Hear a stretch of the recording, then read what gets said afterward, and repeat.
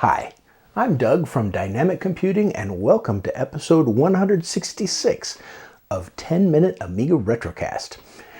Now if you remember, a couple of weeks ago in December I did a review of the Amiga CD32, which is this lovely machine. The machine is here. Well, this is the lovely display in my 1084 monitor. And I've determined it is an incredibly fun little game machine. But it's also difficult to get the CDs that originally were designed for the CD32. You can find a few of them on eBay, but seriously, do a search on eBay for some of them, and you're talking like $50, $60, $70, $80 sometimes for a CD32 title. So now I am not an advocate of piracy, and I have not pirated actual games that were available retail since I was like 14 years old. Okay, after that I bought everything. But when it comes to games that have been discontinued for 30 years, I feel less guilty about that. I will buy them if I can. If I can find an original disc and an original box, I'll do it. But if I can't, you know, what are you going to do? The CD32 excels at running games off the CD, but there's no floppy drive, there's no hard drive, and there's no interface on board for it. So what do we want to do if we want to run other Amiga games on our little Amiga CD32? Well, let me show you. Take a look here. Take a look at this simple little beauty. Doug's hand for size perspective. This is Stephen Leary's TerribleFire 330 for the CD32. Now the TerribleFire for the CD32 comes in two models. One of them has no additional CPU. It just has a 8 megabytes of RAM on it and an IDE interface, which is perfectly fine for running almost any Amiga game you want. But the TF330 adds a 50 megahertz 68030 and either 64 or 128 megabytes of RAM on here, fast RAM. Now, guess which one I went for? Yeah, I went for the 128 megabyte version. It also has this nice little IDE interface here, which is reasonably fast, about the same speed as Amiga 1200, maybe a tiny bit faster, but we'll test that out. It's all held together like everything is with a little Xilinx processor here. And it has an interface for the CD32. And on the back, you see it's just got a couple of little notes here. Struggling to get this going? Before you bug me, try using diagram. Little that Stephen Leary sarcasm coming through there. Thanks to Chucky Gang, Alan PPC, Super Duper, 8-Bit Dreams, Exos, and Manhacker, it says. Okay, cool. Now, if you look at this, you'll think, Douglas, that's not going to work in a CD32. And let me show you why it's not. If you look here, the CD32 expansion header here is also a male pin header, which looks absolutely identical to the male pin header here. So unless you super glue those together somehow and maybe a little bit of duct tape, that ain't going to work. So what do you do to get a little device like this working? We use a riser card, which is sold separately. And as you can see, this plugs into the expansion bay on the CD32, and then it rises up and it passes those signals on through, so the expansion card can actually fit neatly right inside the case. Now these expansion risers, there's a couple of different ones available. This one was designed by our old pal Kipper 2K, and it has onboard RGB Amiga video, which is something, as you can see, the CD32 does not have. So this will pass out true RGB Amiga video, which is very, very, very, very important on a unit like this, an NTSC unit, because it's easier to get a PAL signal that works properly out of here than it is out of composite or the S video. It works so much better, as you'll see in a few minutes. Now you'll notice there's a couple of other little headers on here. This little header is in theory for a PS2 keyboard interface for the CD32. That can be added. You put a couple of little chips on there, and you can actually add a CD32 keyboard using a standard PS2 keyboard. Kind of cool. Now, there are other versions of this riser out here that have a couple of different options. I'm going to try to find some links for them, but there's a couple of other interfaces. Now, the interface I wish this had was a floppy interface. That would be cool. So basically, your little card just fits right in. It's nice because it's keyed and there's only one way that it'll slot in. Then this whole unit goes inside the case, which we're going to show you in a second. But we want to use the onboard IDE on here, of course.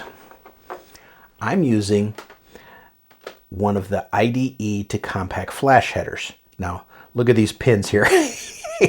I took my Lorena Bobbitt, thank you, Chris Edwards, and had to slice off some pins for this to fit in my Amiga 1200 and have these pins not hit the keyboard.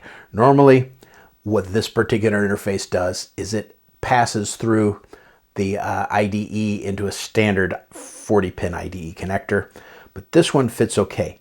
You do have to be careful with which one of these you get, as you're going to see in a moment.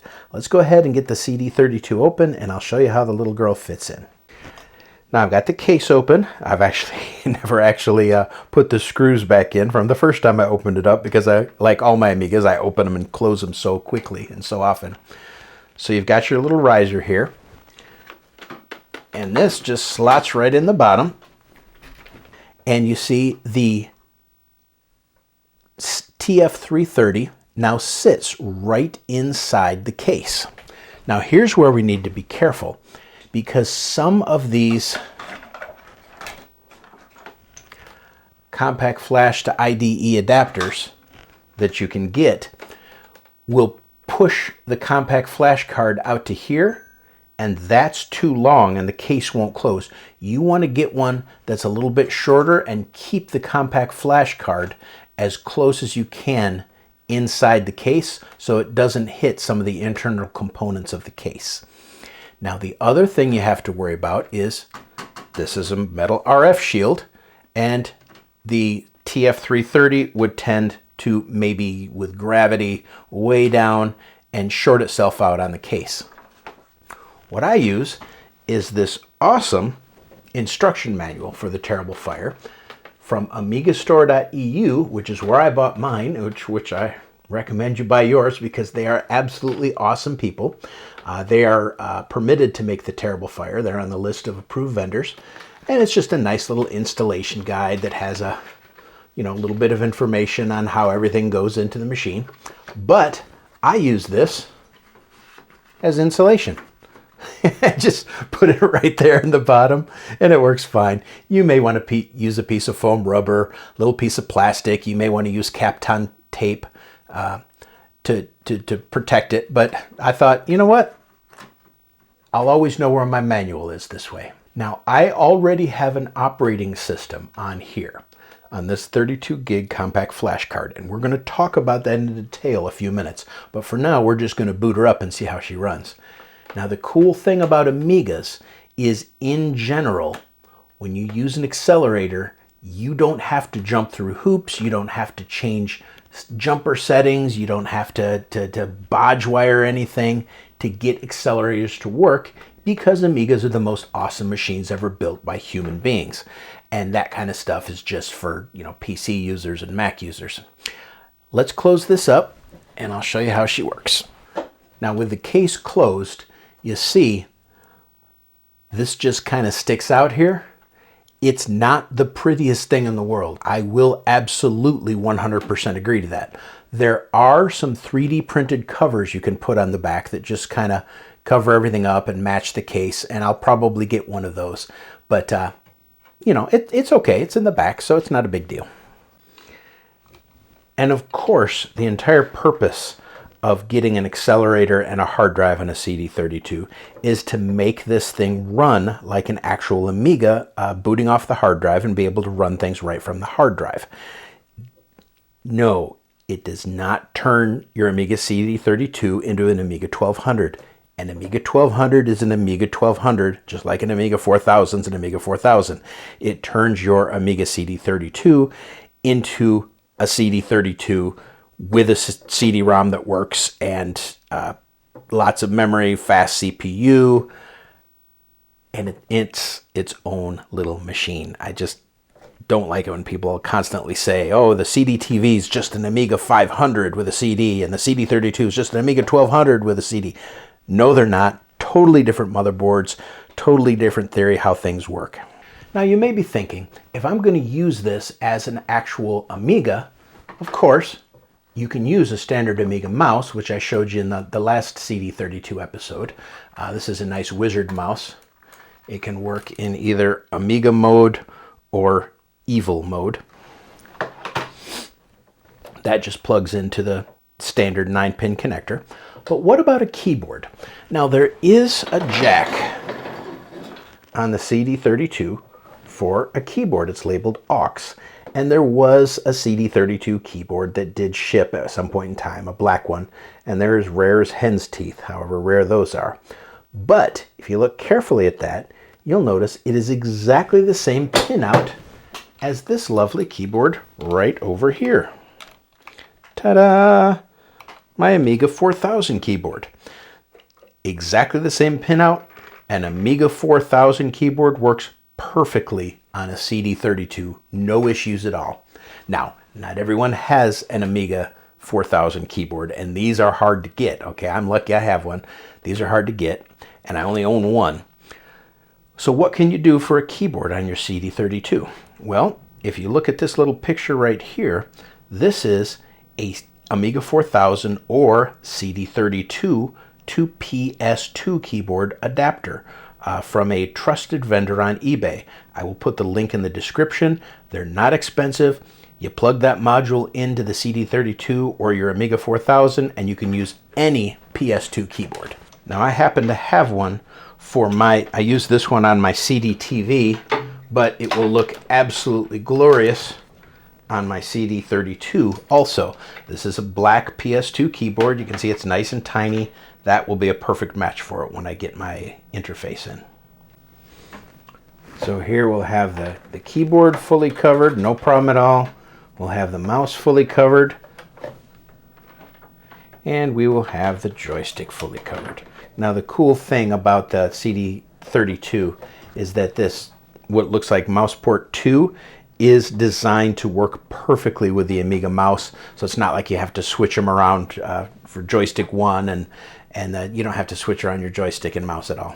So what are we going to do for video on here? Of course, even with this accelerator on here, the standard composite works great. The standard S-Video works great.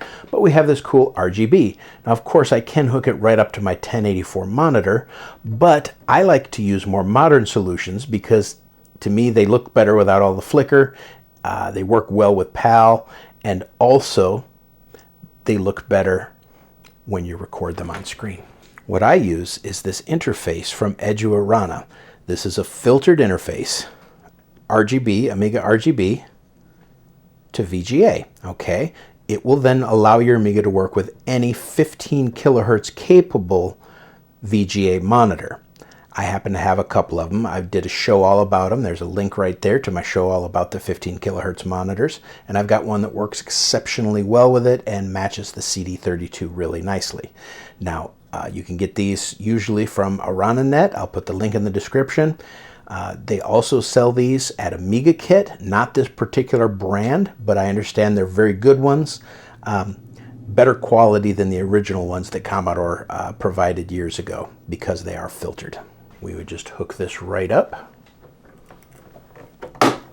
And now we have standard Amiga output. Yes, I agree. From the back, it's a little bit ugly like this. I agree. But I think that'll be solved with a nice 3D printed case. You see, I've got my power hooked up to it now. I've got it hooked up to this nice VGA monitor that works at 15 kilohertz. Keyboard and mouse are hooked up. Let's boot the system and see what happens. Turn the little thing on. Now immediately, again, because this is based on Amiga technology, it recognizes the 68030 just like that. It recognizes the 128 gigs of RAM just like that. And it recognizes the fact that there's a hard drive in there, which in my case is the compact flash, and it starts flashing the little light showing that it's booting up. And what does it boot to?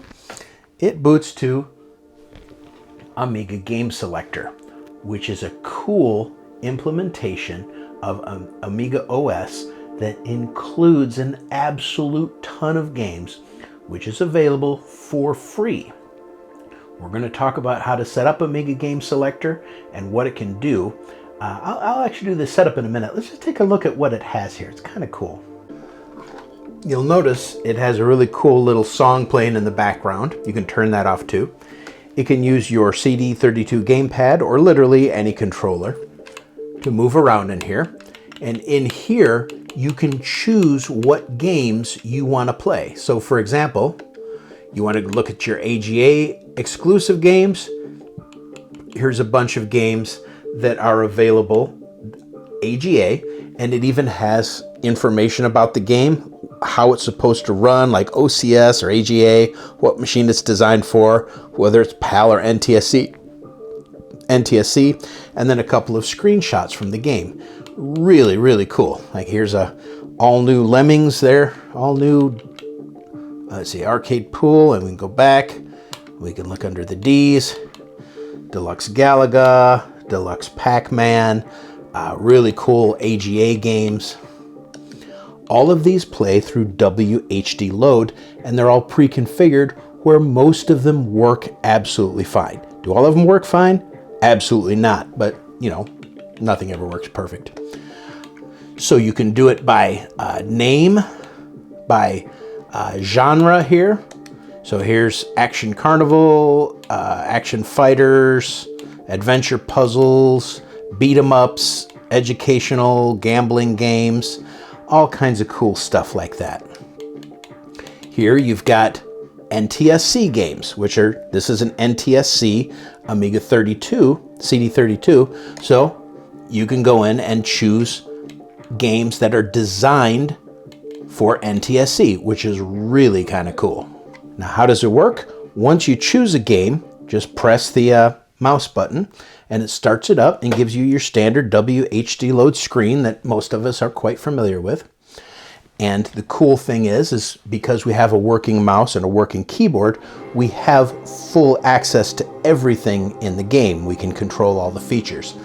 So like in this case, it wants F1, F2, F3, or F4 to choose the table. So I can just bring up my Amiga 4000 keyboard, hit F4, starts the game.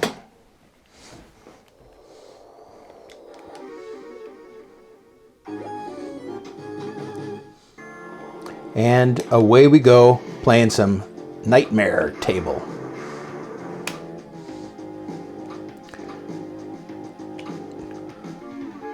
Absolutely beautiful. And beautiful NTSC also.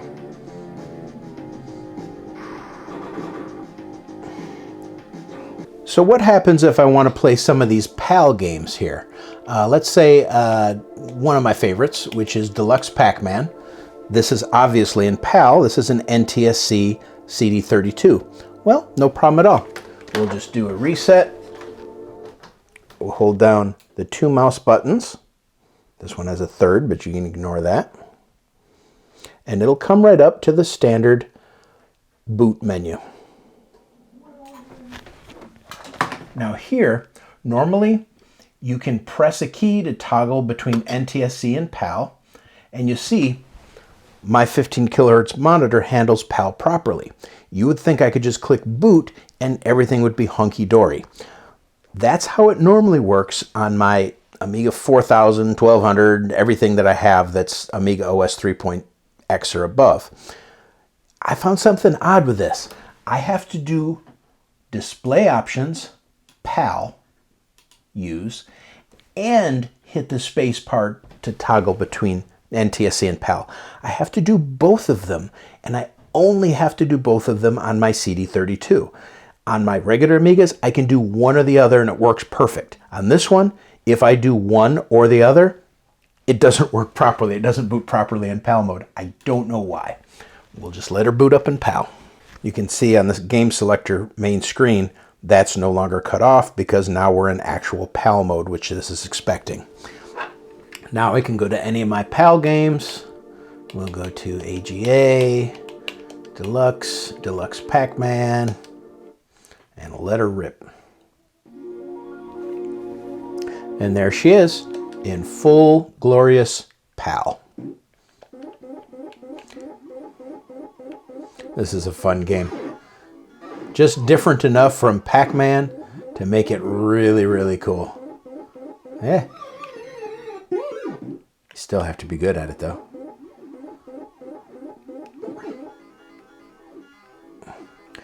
Pac-Man games are not designed for control pads. Pac-Man games are designed for joysticks. So we have this awesome Amiga Game Selector where we can play almost any game that was made for the Amiga. But is that all Amiga Game Selector can do? Nay, nay. Hit the escape key and you get your standard Workbench. It actually comes with Workbench. I believe this is 3.1. Let's see. Yeah, that looks like 3.1 to me. Now, one thing you'll notice about Amiga Game Selector installation is the large capacity of the hard drive. We've got a 100 megabyte DH0 partition for booting. DH1 is 14 gigabytes. Okay, basically you need a 16 gigabyte card to do Amiga Game Selector. Now, how does this work, even though this is only Amiga OS 3.1? Well, it uses Professional File System, which is a file system that's been available for years that you can use to allow your Amiga 2.x, 3.x drives to support larger capacities.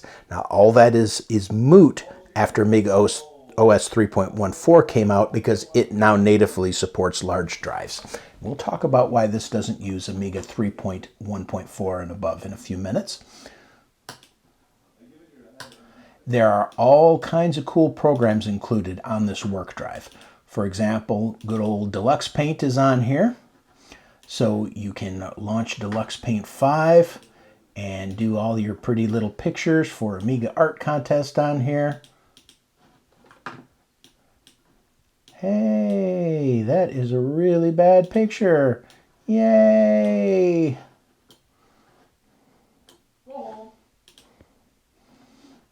If you can hear some noises in the background, that is my stepson playing a video game, and he is incredibly loud. You also have things like Disney Animation Studio included on here. Let's launch this Donald Duck animation. This is always a hoot. Strike any key to continue. This is especially pertinent since Mickey Mouse, one iteration of him, is now in the public domain. Not this iteration, though.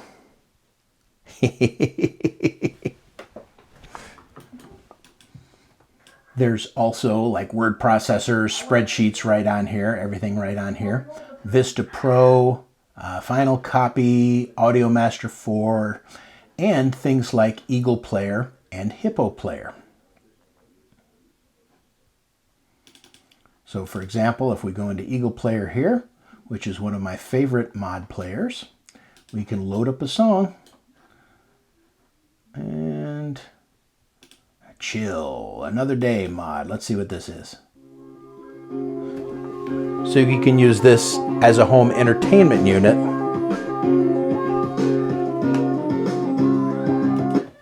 In addition to playing regular CDs, of course, as the CD32 can, you can have it play your mods too, which is actually really fun. Now, how about the performance of this? You can see already up here, it has 2 megs of chip RAM and 128 megs of fast RAM with a TF330 in it. But if we go into our favorite tool that everybody knows and trusts and loves, sysinfo, you can see that it is using a 68030, no FPU, it's got an MMU, and we can test the speed on it. And you'll see the 50 megahertz machine will run about twice as fast as an Amiga 3000, which makes sense. It's a 50 megahertz instead of a 25 megahertz, and about half the speed of an Amiga 4000. It literally lands this little Amiga right in the middle. Now let's check out the drive speed. It's about as fast or a little faster even than the onboard Amiga 1200 IDE. I think it's probably a bit faster, maybe 20-30% faster than that. Yep, 3.2 megabytes per second. Fairly reasonable. So you heard me tell you that which Amiga is using currently the Kickstart 3.1 that's in the machine, and it's using a version of Amiga OS 3.1, which I own, so I'm not pirating anything. Why is this not using 3.14 or 3.2? Well, that's because the ROMs that are available for the CD32 that claim they're 3.2 and above ROMs apparently aren't really 3.2 ROMs for the CD32, and some of the features just don't work. Some of the native CD features just don't work. There's a whole thread online that talks about it, about the fact that the crew, instead of making a new ROM that's fully compatible with the CD32, just use the 3.1 ROM and change the date codes and the names and things like that, so it's not actually a newer ROM. But Amiga OS 3.2 and above don't really work right on the Amiga CD32. I could not get it to work right. It's got a 3.1 ROM. 3.1 ROMs, in theory, should work okay with the new versions of Amiga OS. They should work okay, but they just don't really. I tried it. I tried a native installation. On my WinUAE, I took my CF card and I created a CDTV in WinUAE and loaded Amiga OS 3.2 on it. It patched the ROM, ran fine on my WinUAE machine. I was able to get 3.2 on my WinUAE machine, pretending it's a CDTV. Take that compact flash card, bring it over into here. It goes, I don't think I'm gonna work. If it would work at all, it would work improperly. Things wouldn't load, errors cropping up left and right about the version of Intuition, the version of Kickstart. No matter what I did, I could not get it to work properly. Now, if I had some kind of device like a Gotek or something like that, could I install it from floppy or from a Gotek?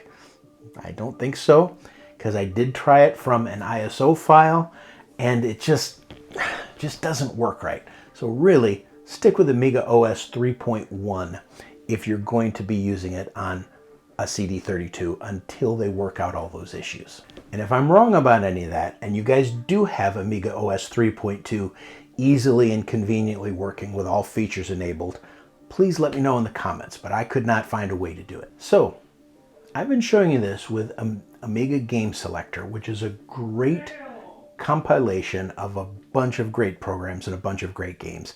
It's really designed to work on anything like a Raspberry Pi that's emulating the Amiga. You can use it with WinUAE just fine. Can you use it on a regular Amiga? Sure, you can use it on a regular Amiga too.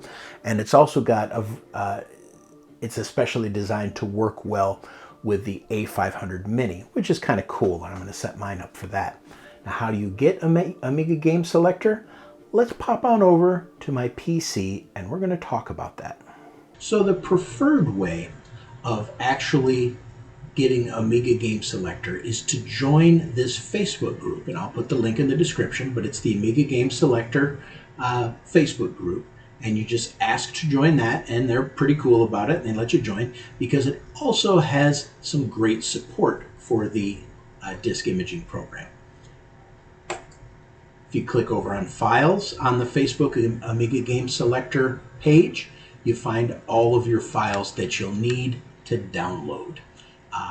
Right now, I think they're up to version 3 in some cases, but I'm using an older version that I understand from what I read works better with the CD32. But you can download the actual Amiga Game Selector software right from this Facebook page. Do not pay for this software. This is freely distributable. And if you pay for it on eBay or something like that, you're getting hosed. Now, from the Amiga Game Selector website, you can order an official USB stick that has it pre-installed, but only order that directly through the website. Don't order it from anyone else or you're getting hosed. Okay? So you download this Amiga Game Selector software, which is pretty big. You look at it here, it's a 16 gigabyte file. So you're going to want, probably to be safe, a 32 gig CF card or SD card if that's the kind of interface you're using. You're going to want to get a card big enough to handle this disk image. Download the file like I did. Then download this program. For the PC, it's called Win32 Disk Imager, but if you use a Mac, there are disk imaging programs for that. Once you install it, and I downloaded mine from SourceForge, I'll put, again, the link in the description. Once you install it, it's a simple matter of locating the image file. So in this case, let's see, Amiga AGS. There's my 16 gig image. And then you choose the device to record it to. So you drop this down and you would choose your compact flash device that you want to create the image for. And you click on write. Once you do that, it burns that big 16 gig image to your CF card, and you put the CF card in your CD32 or other device, and boom, it works. It is so cool. Now watch how cool this is too. Let's go ahead and launch WinUAE, and I've already created a CD32 virtual machine. I've told it it's got a 68030, so it's just like my TF330 card. I'm going to go ahead and tell it to go into PAL mode here.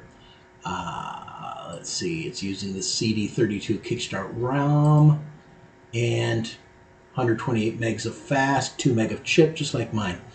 But you go down here to CD and hard drive, and you can actually add this AGS image file right here.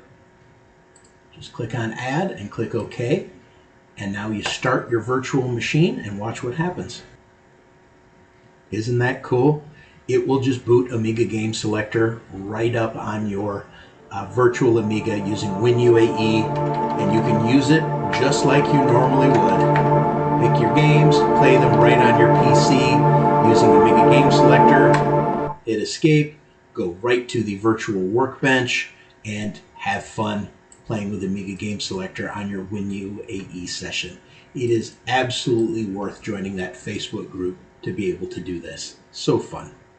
So we've got Amiga Game Selector. I've shown you how to bring that over to a compact flash card or one of your other interfaces.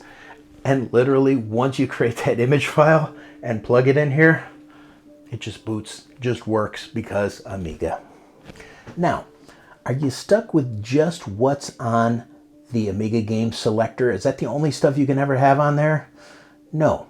You can add new stuff to it, and you can add almost anything you want to it because it's just like a regular Amiga now. You can pop out your compact flash card, put it back in your PC or Mac, launch a WinUAE session right from the compact flash card, mind you.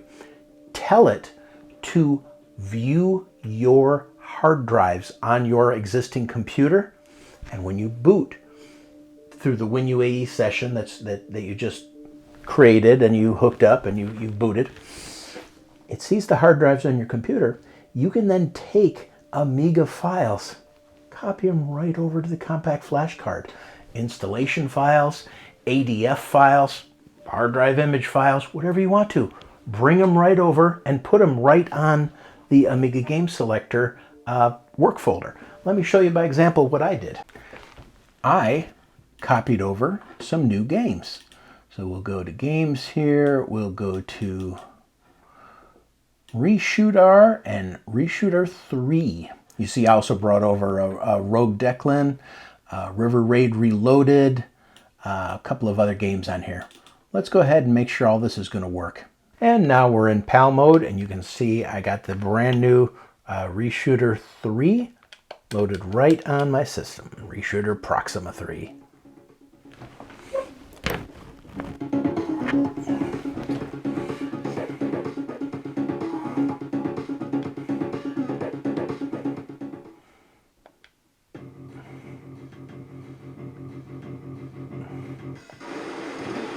You see, this brand new game works absolutely beautifully on the CD32. There is a CD32 disc version of this that you can order, a box disc version, and I am definitely going to order it.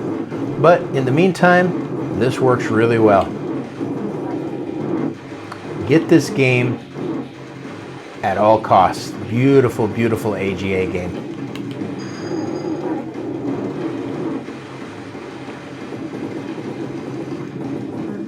You'll see my review for it in the little link above.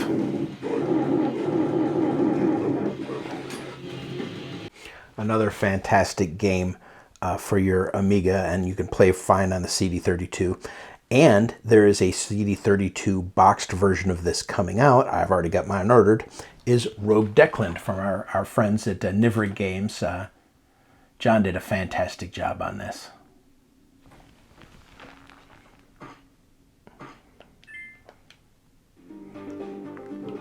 And it handles the CD32 controller just fine.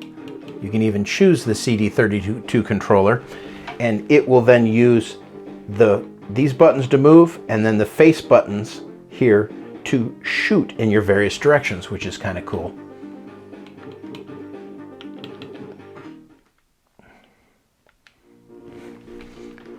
See, I can use these various buttons to shoot in various directions. Takes about 2 seconds to get used to, and then suddenly this works like a a 2-stick joystick. It's actually really cool on the CD32. Even shoots diagonally if you hold 2 buttons at the same time. You can see my review of Rogue Declan linked above.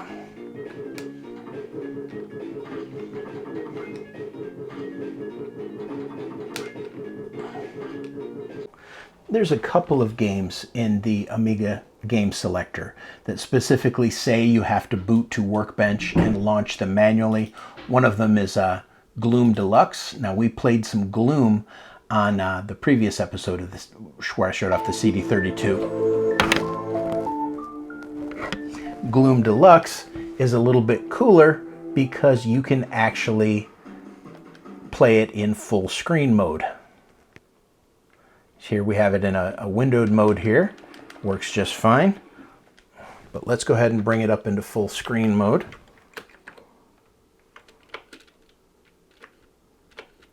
We'll bring up the window a little bit higher, see how that plays.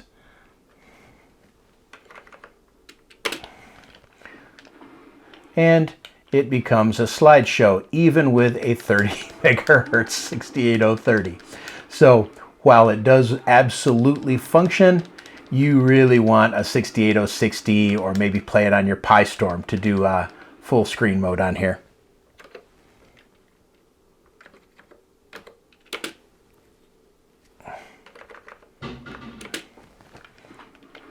Yep, way too slow. But in a reasonable sized window, it's actually not bad. Fully playable.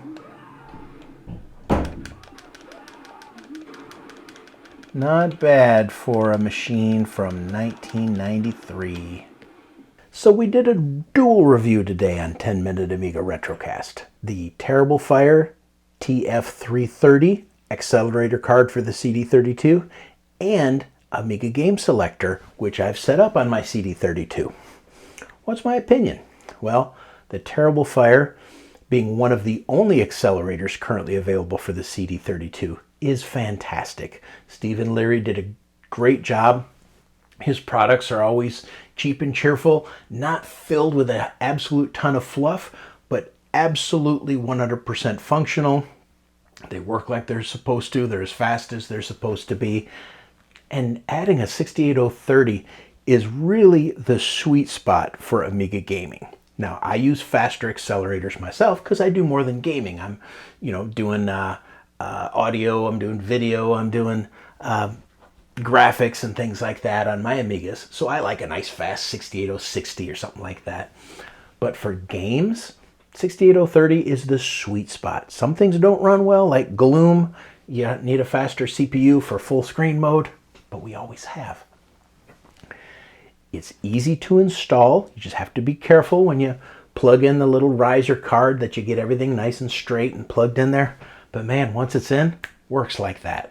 The fact that the riser cards, you have a couple of options with it for a couple of different expansions is really cool.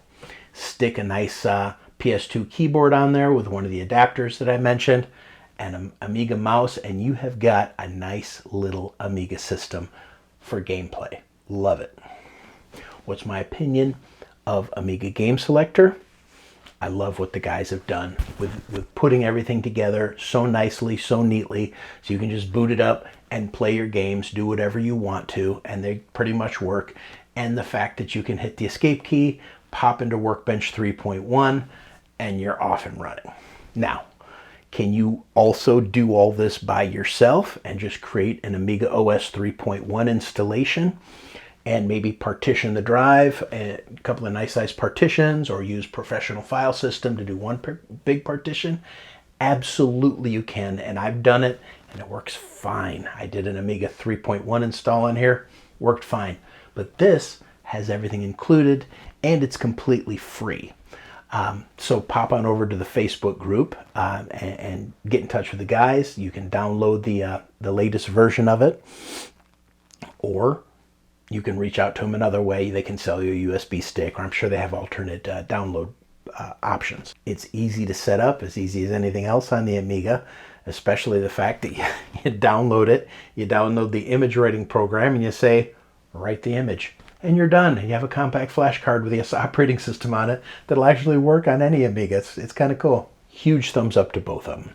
If all you're going to be doing is playing some basic Amiga games, the TerribleFire version that you can get from amigastore.eu with only 8 megs of RAM and the IDE interface works fine. People love it, works great. It's faster than an Amiga 1200, a native one, and it works just great.